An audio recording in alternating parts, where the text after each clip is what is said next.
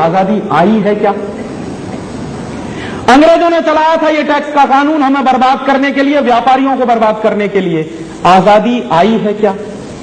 हमारे देश में अगर भारतीय तंत्र होता तो भारतीय तंत्र हमेशा से एक सिद्धांत पर काम करता आया है। हमारे देश में एक बहुत बड़ा अर्थशास्त्री हुआ, उसका नाम था चाणक्य। बहुत कम लोग जानते हैं कि चाणक्य भी एक अर्थशास्त्री था।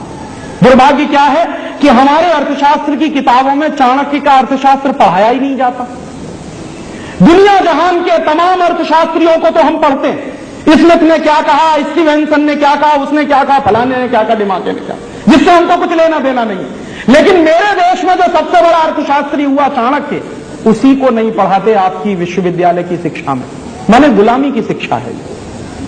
चाणक्य जानते हैं क्या कहता था?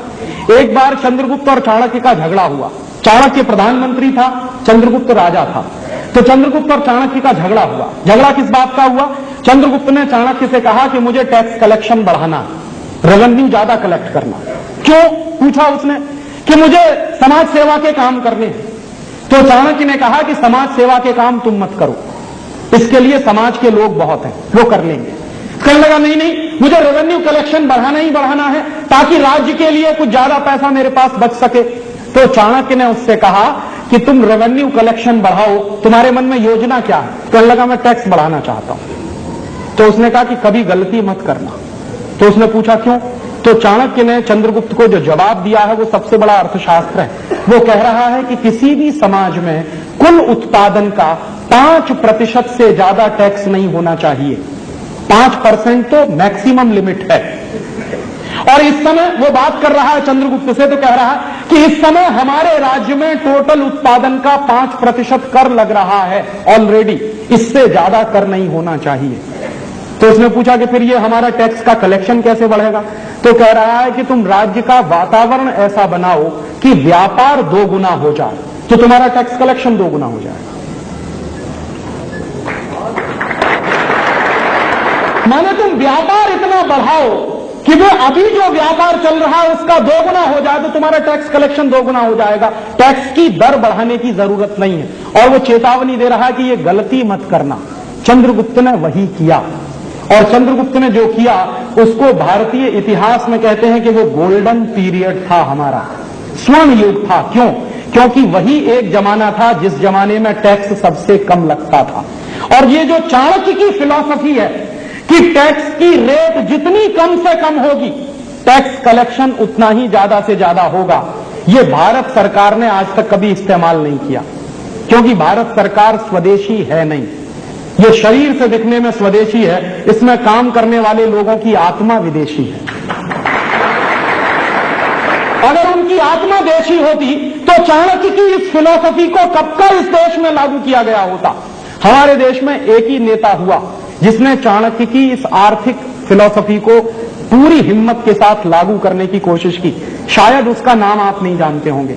वो व्यक्ति था गुलाम बख्शी, जम्मू कश्मीर का चीफ मिनिस्टर हुआ। तो जब गुलाम बख्शी जम्मू कश्मीर का चीफ मिनिस्टर हुआ तो चाणक्य के अर्थशास्त्र को उसने पढ़ रखा था। तो चाणक्य के अर्थशास्त्र को पढ़ने के बाद उसने फैसला किया, चीफ मिनिस्टर बन गया, उसके तुरंत बाद उसने फैसला किया कि पूरे जम्मू कश्मीर में टैक्स की रिडक्शन करनी, टैक्स की दर कम करनी। और कितनी कम करनी है? उसने कहा मैक्सिमम 10%, इसके ऊपर नहीं जाना। तो हंगामा मच गया पूरे देश में। क्या हंगामा मच गया?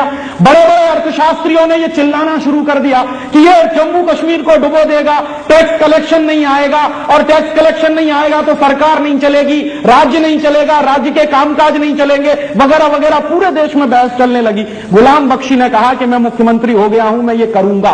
और अगर चाणक्य ये कहता था तो एक बार करके तो देखूं, हो सकता है परिणाम निकल आए उसमें से। तो उस आदमी ने हिम्मत की और उसने टैक्स कम करते करते करते करते करते कहां तक ले गया? 10% पे ले गया। और उसने कहा 1 साल तक मैं यही चलाऊंगा। 1 साल उसने चलाया। 1 साल के बाद नतीजा जानते हैं क्या निकला? 1 साल पहले जम्मू कश्मीर में जितना टैक्स इकट्ठा होता था, जो टोटल रेवेन्यू कलेक्शन था, उसका 300 गुना ज्यादा दूसरे साल में कलेक्ट हुआ। माने जैसे ही उसने टैक्स की दर कम की, टैक्स का कलेक्शन उसका 300 गुना बढ़ा और सारे देश को उसने चुप करा दिया, उस एक व्यक्ति ने। और ये बात हिंदुस्तान में लागू होनी चाहिए थी। अंग्रेज चले गए, अंग्रेजों की टैक्सेशन की व्यवस्था खत्म होने के बाद अगर हिंदुस्तानी टैक्सेशन की व्यवस्था कोई आनी चाहिए थी तो वो ऐसी ही व्यवस्था होनी चाहिए थी जिसमें कम से कम टैक्स लगे लोगों के ऊपर और लोगों को छोड़ा जाए, मुक्त किया जाए। लेकिन दुर्भाग्य से हुआ उल्टा, अंग्रेजों ने जितने टैक्स लगाए उतने ही टैक्स आज आपके ऊपर लगे हुए हैं, डायरेक्ट और इनडायरेक्ट दोनों तरीके से। कभी कभी एक बार मैं कैलकुलेशन करता हूं, अगर साधारण रूप से आप सारे कानूनों का पालन करें, हर कानून का पालन करें जो टैक्सेशन के सिस्टम में बनाया हुआ है, तो हर व्यक्ति को 100 रुपए की आमदनी अगर वो कर रहा है तो कम से कम 110 रुपए का टैक्स देना पड़ेगा। तो नीतियां वही हैं जो अंग्रेजों के जमाने में चलती थी। और बंबई जैसे शहरों में, बड़े महानगरों में एक दिन मैं बैठा था, मेरा एक दोस्त है चार्टर्ड अकाउंटेंट, मैंने उससे कहा कि यार कुछ कैलकुलेशंस करते हैं कि ये टैक्सेशन का नेटवर्क है, इसको समझने के लिए।